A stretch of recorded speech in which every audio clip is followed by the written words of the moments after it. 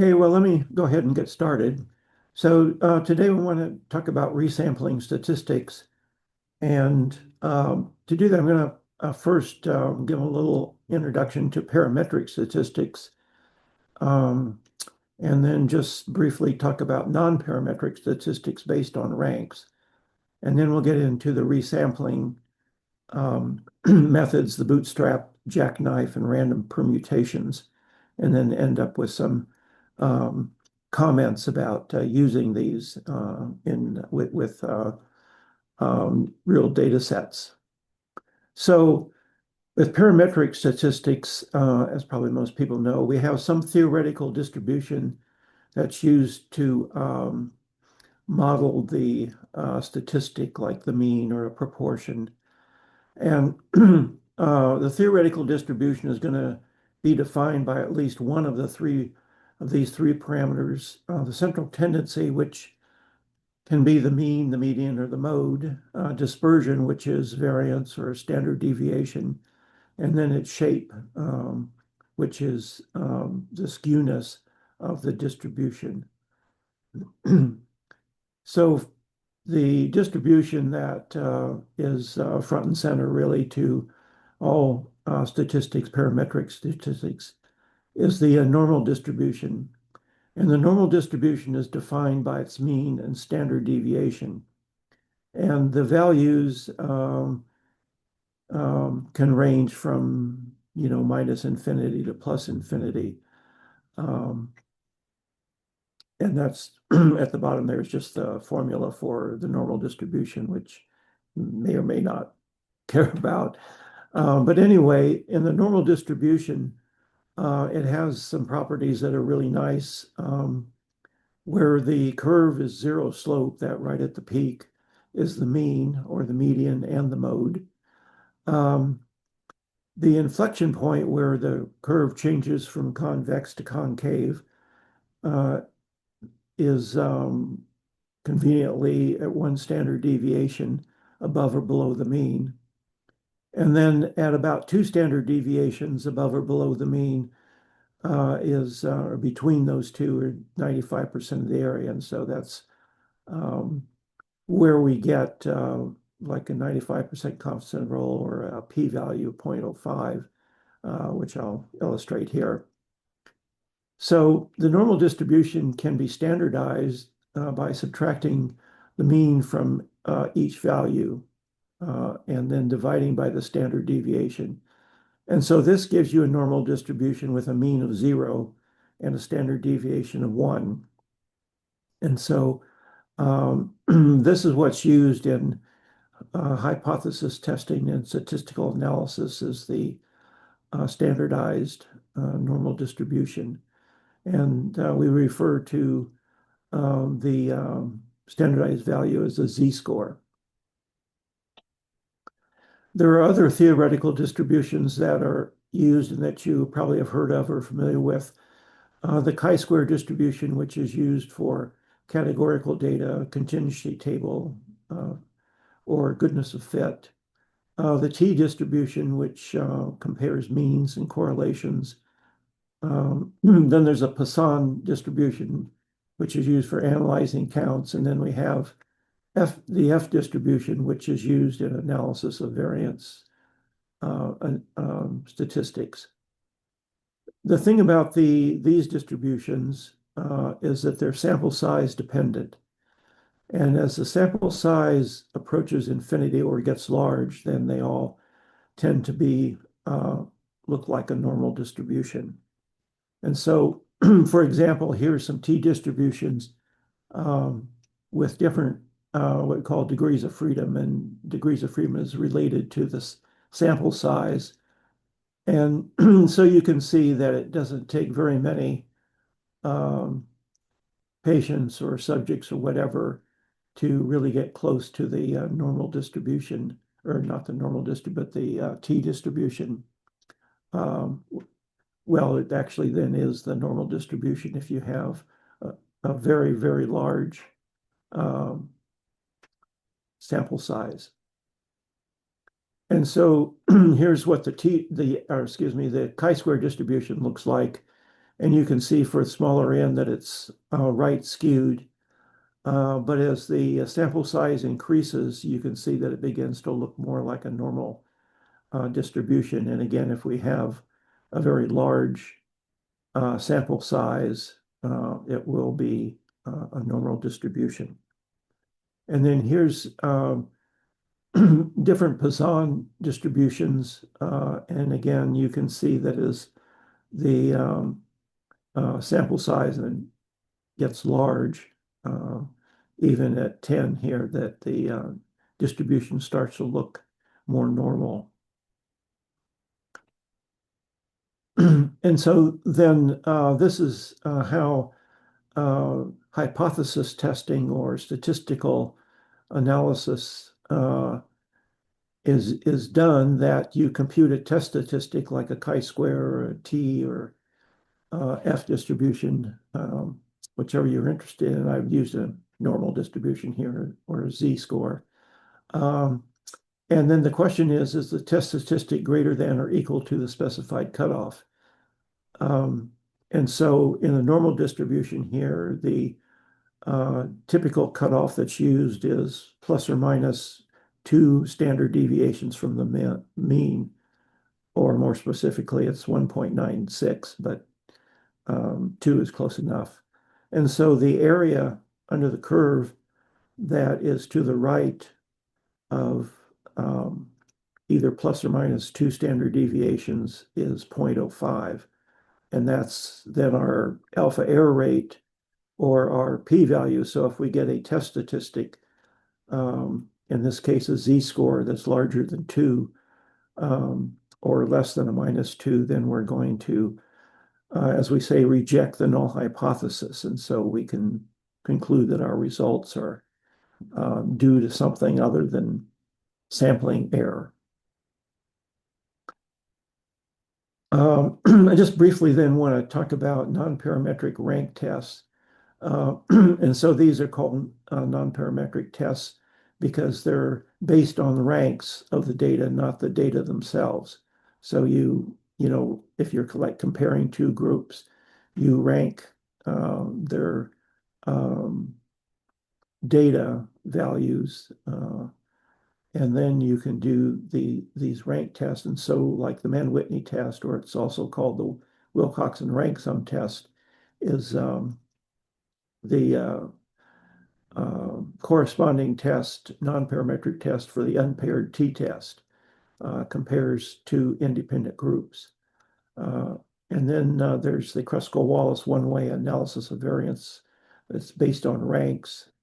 The Wilcoxon matched pairs test, that's the paired t-test for paired t-test for parametric data. And then there's a test based on ranks for testing the equality of medians in different groups, which might be of interest to do. And then there's a couple of correlation methods, Spearman's and Kendall's, that are again based on ranks. But the thing about these non-parametric tests this is probably the non-parametric tests that are familiar to most people, is that as the sample size gets large, and somewhere around between actually 30 and 200, then the normal distribution is used to calculate an area under the curve or a p-value. So in that sense, they're I guess you could say non-parametric up to a point, but once the sample size gets large, then the normal distribution is used. So I'm going to then spend most of the time on resampling statistics, and those are the bootstrap, the jackknife, and then random permutations. And so the bootstrap is basically what we do is we randomly sample the data with replacement. In other words, you randomly sample one value and then you put it back in the data pool and you sample again. And so you can see that by doing sampling with replacement, you might get the same value more than once in your in your bootstrap sample. And so what we do is we draw a bootstrap sample that's the same size as original data. So for example, if you have, say, 100 um, values, your sample size is 100 patients or subjects, then you're going to bootstrap 100 values. And as I mentioned, when you do with replacement, then it's possible to get the same value um, more than once.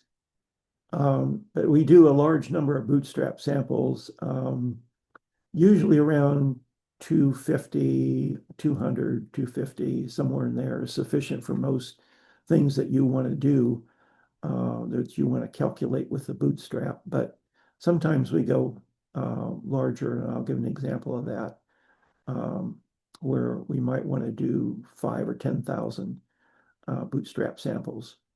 And so what this does is it creates a distribution of some statistic, like a mean or a proportion. And the things that we might want to do with the bootstrap is variance estimation, confidence limits, calculating, like, for example, a 95% confidence interval. We might want to use it to do model validation. So I'll give you an example here of what can happen. So I just have 10 values here. And so I've bootstrapped those 10 values, 10, 15, 36, 25, and so on. And so in my first bootstrap, I drew values of 36, 22, 21, 18, and so forth. And you can see that a couple of those values have been drawn more than once, 36, 17, 18. But also when you do the bootstrap, there's going to be some values that aren't drawn. And so in this, my first example here, the values of 10, 15, and 25 were not drawn in my bootstrap sample. In the bootstrap, there's terminology that's used for these. The sample that you draw is called the bagged sample, and then values that don't fall in, that are not included in that, are called out of bag. And you can see that if you have a large enough sample size, here it's not going to work for just 10 values, but if you get a large enough sample size, you're going to have a fair amount of values that are out of what we call out of bag. They weren't selected. And in some cases, a comparison of statistics in the bag and the out of bag values is sometimes used for validation statistics. And then you can see that for the same sort of thing for my second bootstrap and my third bootstrap samples, that some are drawn more than once and others aren't included. So that's the nature of the bootstrap, that by sampling with replacement, you can get the same value over again. But the idea is, and the theory behind it is that even if the same value is drawn twice, it's from the same distribution. So if you have a large enough bootstrap sample, then that's going to represent your distribution of values. So let me use or give you an example here of estimating a 95% confidence interval. And so I'm going to use cost data for this. Cost data are typically right skewed and sometimes really right skewed.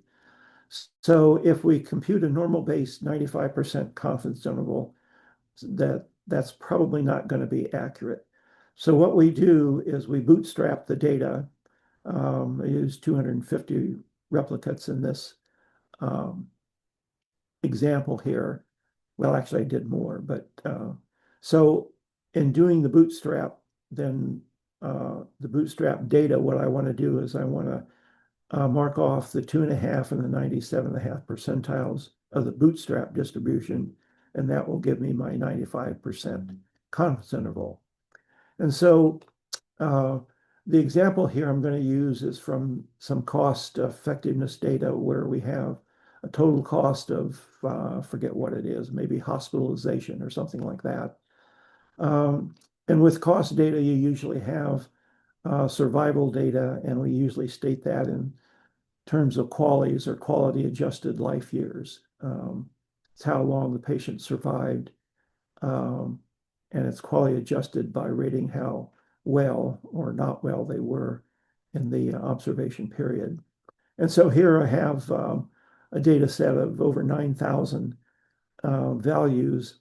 And so if I show a distribution of the cost data, it's going to look like this. In fact, virtually every distribution of cost data looks like this, where it's, as we say, right skewed. You have most of the values on the left of the distribution, and then you have extreme values out to the right of the distribution.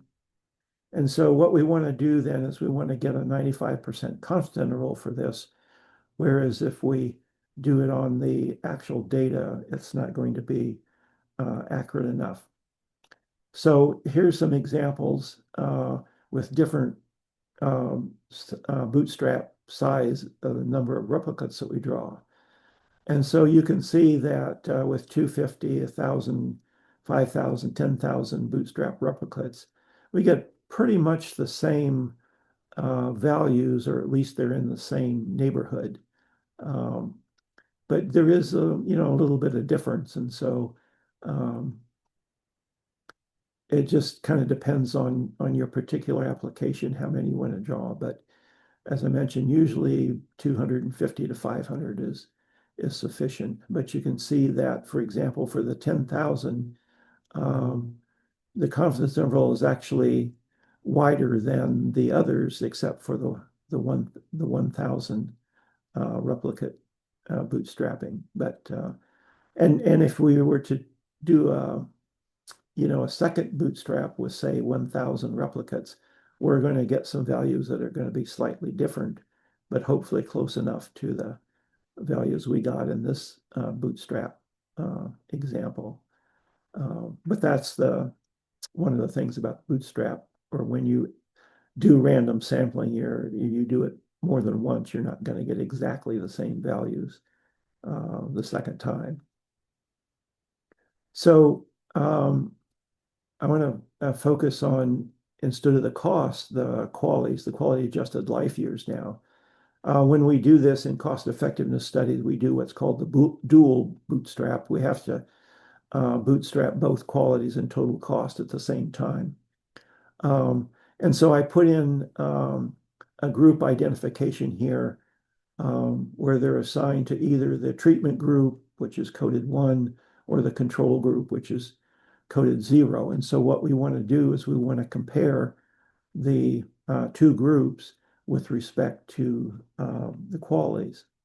And so what we're going to do then in the end is compute what we call a cost effectiveness ratio, incremental cost effectiveness ratio, which is just the difference in mean cost divided by the difference in mean effectiveness, or in our example here, the difference in QALYs between two groups.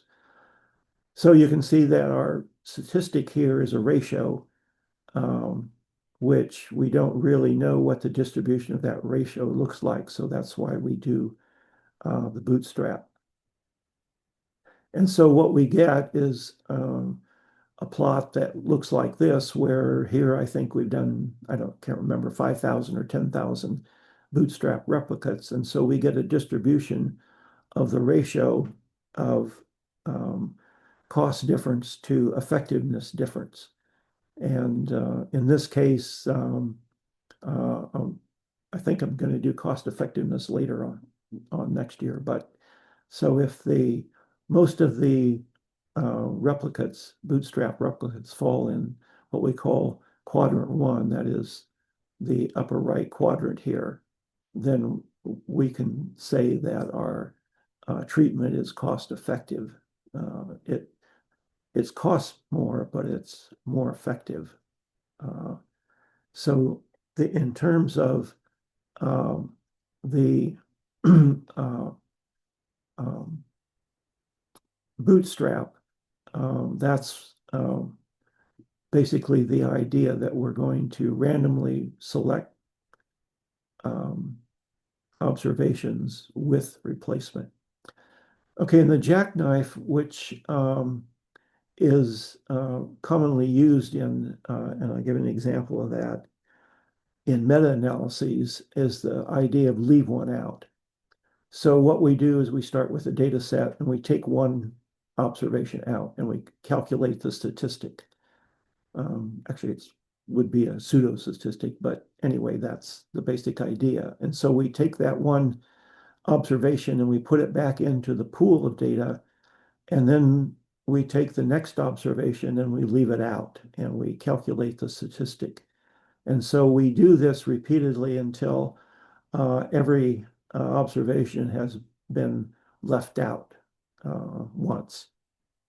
And so this is a procedure, again, for estimating variance or confidence intervals in data that actually can be non-parametric or non-normally distributed or normally distributed. So I'm going to give an example here where we applied this idea in a fairly complicated, although I guess in my view, the outcome was kind of foregone conclusion. But anyway, so what we did is we had primary care physicians versus dermatologists, and they were going to rate lesions as to whether either they were melanoma or they were or you would biopsy the lesion or refer it. So this is the kind of data that the doctors had, either the PCPs or the dermatologist. They had pictures of lesions, and so they were asked for two different questions, whether you would biopsy or refer the lesion for biopsy, and then whether it was a melanoma. And so each physician rated 30 photos of pigmented lesions. And I know this is kind of gross, but this is just an example of the pictures that they had of lesions, and they were to rate those on a 10-point scale. And so here's the data for one doctor, a primary care physician. So he has 30 pictures, and this is for question A, would you refer it for a biopsy? And then rates this on a 10-point scale. And then we have the information as to the true state of affairs, whether the lesion was a melanoma or was it not a melanoma. And so you can see that there's some variation here where for a large part he gets, this person gets a correct rating with the diagnosis, although there are a few where it's not so close. But anyway, this is the data that we then have to work with. And of course, what the dermatologists were interested in doing is comparing whether the dermatologists were better at rating these lesions than primary care physicians. So, so we have 10 cut points. That's the 10, our rating scale of 10. We have 230 doctors, 103 dermatologists, and 127 primary care physicians. And so what we're going to get then is we're going to calculate an ROC curve over the 30 patients, and that gives us an indication of how well they were able to discriminate the melanoma from not melanoma, or whether they would refer it or not refer it. And so for each rater, we have one ROC curve. So if we would plot the ROC curves for each physician, we get these kind of graphs, and right away you can see that there's much more variation in the primary care physicians than there is for the dermatologists. which I guess to me isn't terribly surprising, but anyway, you can see that the discrimination is better for the dermatologist than it is for the PCPs. So what we do then in terms of the analysis, we compute an area under the curve for each rater, and then we compare the average. We could compare the average area under the curve of physician of PCPs versus dermatologists.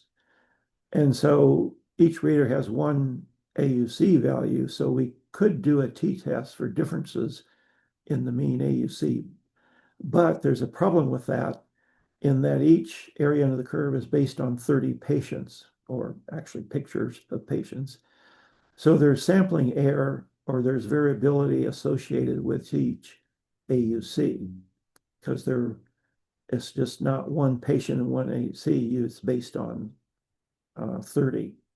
So we have to take that into account in terms of the comparison between PCPs and dermatologists. So what we do is we compute an AUC for each rater based on all the patients, and then we compute a jackknife AUC for each rater, leaving out one patient. And so the formula for that, for the jackknifed AUC, is as you see there, it's 30 times the AUC minus 30 minus 1, the jackknifed pseudo AUC. And so essentially the data you get is going to consist of 30 pseudo AUCs, each leaving out one patient. And so this is an example then of the AUC, the area under the curve data for the same PCP that we had. We showed in the beginning of their rating data. And so for the first question of whether they would refer to a biopsy, we see the 30 patients or the 30 pictures and then the AUC for each picture. So in terms of the analysis, and we'll do question B here since that's probably the most important one, is it melanoma or not? So what we have to do is take into account the variation among the 30 pictures. And so now we can use standard software to do this, where we set up an analysis where we're going to take into account the difference, the variation in the 30 pictures. And so just going on down here, where we compare the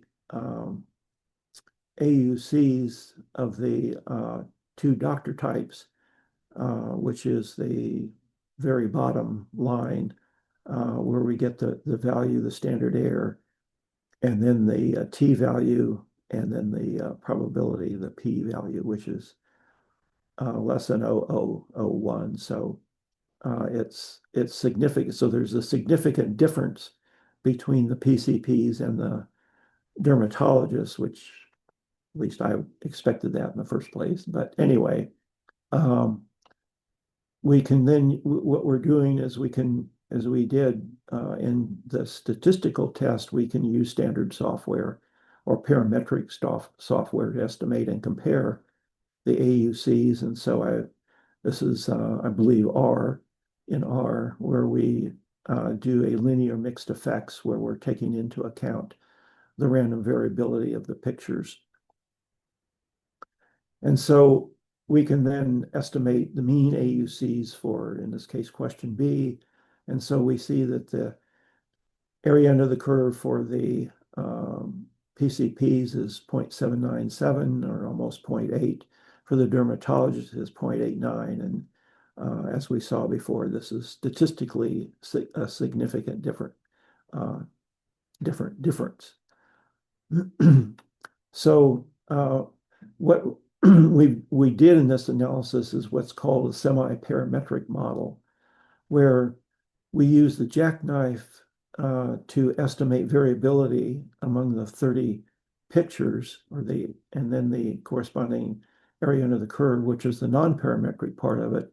But then we used a parametric mixed effects model to actually do the hypothesis testing and calculate an estimated area under the curve for both groups. And so by using this particular method, what we've done, we've accounted for multiple raters and correlated data within each rater or random effects. So this was a fairly complicated, although not terribly complicated, because it's straightforward to do the jackknife and then to do the mixed effects model. But anyway, that's one example of the jackknife. Another example that you probably will see more commonly is the jackknife in meta-analyses. And so this is used to estimate effect size and the variance among several different studies. And then also what it will do is it will identify influential studies, that is, studies that really deviate in effect size from the jackknife or from the estimated effect size. And so this is where you have, say, like 10 studies or 20, or maybe a whole bunch of studies. And so what we're going to do then is we're going to leave out one study, calculate the statistic of interest, and then put that one back in and take out the next one and redo the analysis. So this is an example, a study some years ago where they did this. They were doing a systematic review and meta-analysis in clinical outcomes in patients with angina but without obstructive CAD, coronary artery disease. And so just a thing of information, a point of information here, the primary outcome was the composite incidence of either all-cause death or a non-fatal MI. So usually this is an example of where you have, which is often done in cardiac studies, is to have composite events. So this is right out of their method section. And the first one there is sort of the typical thing they would do to estimate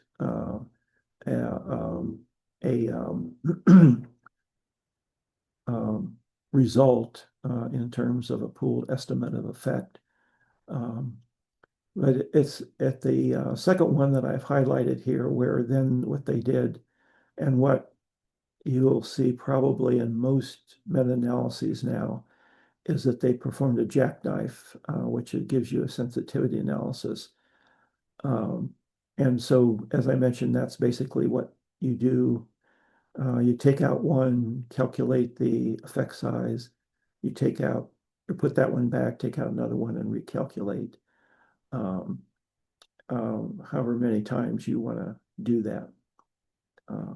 Which in this case, 200 or 500 will be probably sufficient.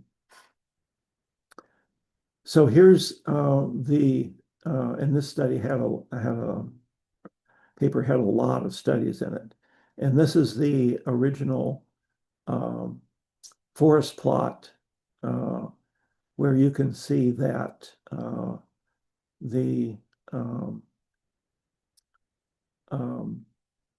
most of the studies are fairly similar, although you can see that there's some that are outliers.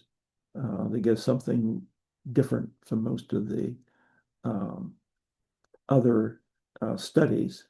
And so they come up with an overall effect size of 0.32, which is statistically significant.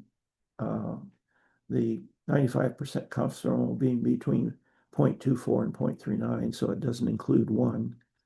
However, you note that the I-squared, if you know anything about meta-analyses, that's pretty high. It means that there's so much variation in the study. But anyway, so what they do then in doing the bootstrap, where they take out one and recalculate it for each study, is something that looks like this. And so you can see that, again, most of them are pretty close to, um, um, in this case, an incident per 100 person years of 1, but you've got a few outliers here. And in particular, if you go back and you can do this when you get the slide set, look at, say, I think it's one of these up here. In just the regular analysis, they're not much different from the estimation is not much different from the others, but when you do the bootstrap, it's really shows up as really different from the others. And so in this case, you can see that when you do the bootstrap estimate, you don't get anything really different from 1. It's basically 0.99. So in terms of the what the studies are estimating. So then I want to end up with the notion of random permutations. And so this is random sampling of data without replacement. In other words, you're going to draw a random sample and it's not going to go back in the data pool. And so basically what we're doing here is non-parametric hypothesis testing. And so the way that this works is that we do a random sample of patients or a random selection of patients from the original sample, and it doesn't matter which group they're in. In fact, there are going to be some that were in the, say, for example, the control group or the placebo group, or some will be in the treatment group. But this first draw you assume to be the treatment group, and then the remaining patients are assumed to be in the control or the placebo group. And then the difference in statistics is calculated for each random draw. And so now in this case, you really do need a large number of random permutations, somewhere around 40,000. Years ago, there was an article in the Journal of some statistics journal, which I can't remember now. But anyway, the author sort of went through this and came up with 38,000 and some random permutations that you needed when you do hypothesis testing. So when I've done this, I've just rounded that off to about 40,000. And so what you get then is the proportion of differences that are greater than or equal to the observed difference. In other words, what you're getting when you do this is a p-value, the probability that the difference in say the 2 groups, or if you're doing 3 groups, you can do that too, but or 2 or more groups. But anyway, what you're getting then is the probability that the difference is statistically significant, depending on how many you end up with out of the 40,000 that are greater than or equal to the observed difference, or less than or equal to. So again, I'll go back to my cost effectiveness data and focus on the qualities this time. So we have, say, 2 groups here. 1 represents the treatment group and 0 the control group.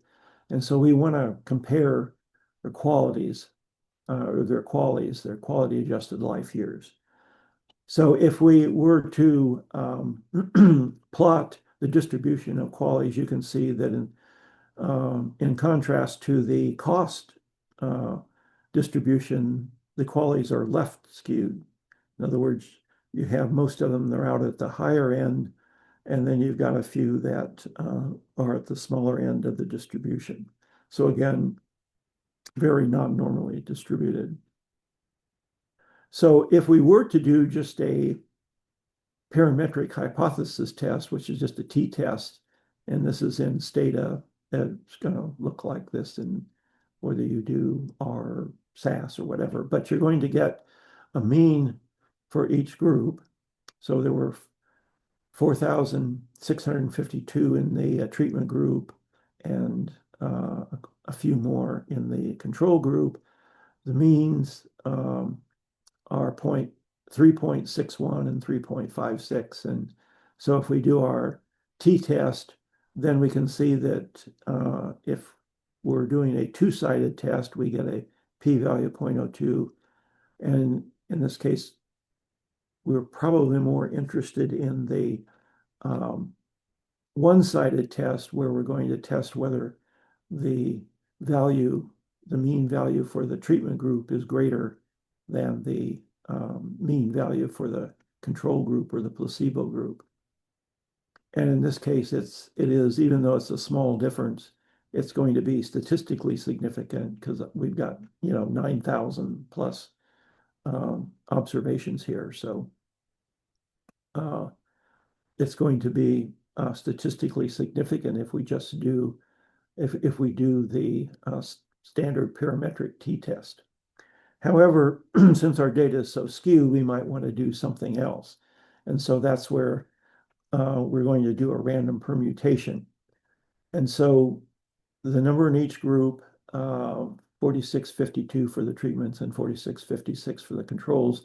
So what we're going to do is we're going to randomly draw 4652 patients out of the data pool, regardless of which treatment group they're in, without replacement. And so the remaining 4656 will be in the control group. And then so what we want to test is the treatment mean quality of life, adjusted quality of life years, greater than the control mean quality, and that's just a yes or no. And so we're going to repeat this 40,000 times. So it's a fairly simple R code to do this. And so the question, we're at, out of 40,000 replicants, what proportion of the treatment means is greater in the greater in the treatment group than in the control group? And so what I get is a number of 19,866 out of 40,000, where the difference is greater in the treatment group. But if we then divide that and we get our p-value of 0.49, then that says it's not statistically different. The treatment and control groups are not statistically different. And then the second one there is just a second run. And you can see that, again, when you do random sampling, you're going to get slightly different numbers whenever you do it, because you're randomly picking observations. But I get a p-value that's pretty close to what I got the first time. So however many times I want to do this, I do this. I'm going to get a non-significant p-value that's right around 0.5. So what I want to do then is I want to compare this with a non-parametric, the Mann-Whitney test, or the two-sample Wilcoxon rank sum test that is doing the same test, but it's doing the test based on ranks, not on the actual values. And so that at the bottom there, you can see that I'm comparing, my hypothesis is that the first group is equal to my null hypothesis that the treatment group is equal to the control group. And you can see that I get p-values. The z statistic is 2, so that's going to be statistically significant, which is what I got when I did the parametric t-test.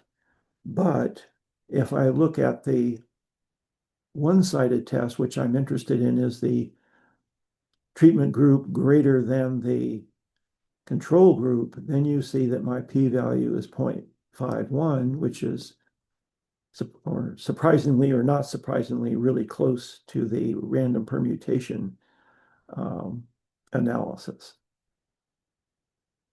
And so if I compare my p-values here, if I do a t-test, then there's a significant difference just if it's not equal to one another. I get a significant difference that the treatment group is greater than the control group. But for the random permutations and the Wilcoxon test, you can see that I get a p-value that shows that the treatment group is not different from the control group. And as I mentioned, the p-values there, 0.497 and 0.51 for the non-parametric Wilcoxon are really, really pretty close. So let me end up by making some comments here.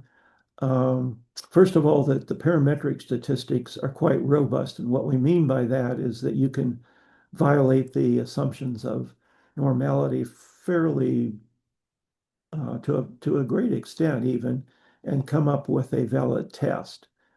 And often the parametric and the rank statistics often reach the same conclusions, but that's not always the case. Statistics like the incremental cost effectiveness ratio, the ratio of differences, really isn't analyzable by parametric statistics because the distribution of the ICER, the ratio of differences, is not really known, and it's you can't really do anything to make it normally distributed. So the bottom line here in doing data analysis is always check the distribution of your outcome data. That is, what does it look like? And that can help you decide what statistic, whether you want to do a parametric statistic, a non-parametric, or if you actually want to do the bootstrapping or the leave out one. And so I'll end up with this example of BNP, where the actual data is really skewed. In fact, the values range from 5 to 29,000 something. And so obviously this is data that we have to do something other than parametric statistics with, unless you do a log transformation. And then you can, as you can see, that the log transformation makes the data pretty normally distributed. And so that's often what's done. BNP is a major biomarker that's used in the cardiac studies. It's an indicator of heart failure or cardiac death. But anyway, if you do the log transformation, then you can use whatever parametric statistics you want to do for that. As I mentioned, in the case of, say, cost effectiveness analysis, we don't do that because the log transform of a dollar amount is really pretty useless. And you can't back transform a log transform dollar amount into something that's meaningful on an individual basis, on an individual patient basis. So this gives you some idea of different statistical techniques that you can use depending on what you want to do and depending on the distribution of your data. And I will say again about cost effective, if you do a log transform on cost data, it still comes out skewed, which is sort of interesting. But anyway, that's not particularly relevant to this discussion. But anyway, I want to thank you for your time and attention. And if you have any questions, I believe there's a question and answer, or is that the chat? I can never remember which it is you use. But if you have some questions, we'll take a few minutes here to answer them, or if you think of some questions later on, you can always email me at my MedStar email account.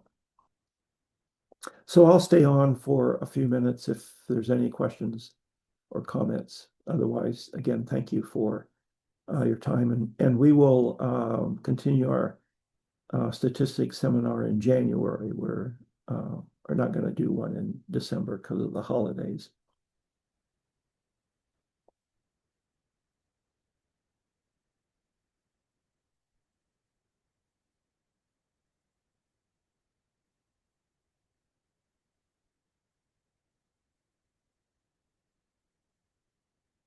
Oh, so the question is, when would it be appropriate to use parametric statistics for non-normally distributed data?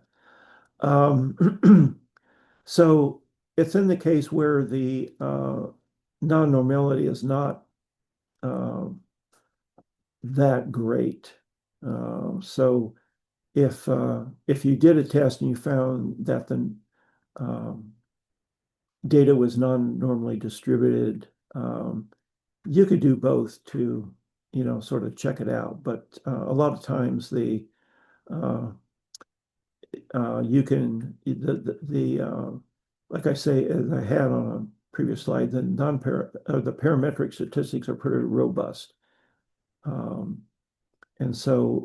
there's been tons of studies that have looked at that when it's not normally distributed and you still do a parametric test, but you get an appropriate p-value for it. But if you have data like either the cost data that I showed or that BNP data that's extremely skewed, then a parametric statistic is probably not going to be either appropriate or be valid. So, and like the slide I had on the quality adjusted life years, because that's so skewed, a parametric test doesn't give you a correct conclusion. So it's just kind of, however you kind of look at the data, and that's sort of your call as to whether you think it's so skewed that you can't use a parametric statistic.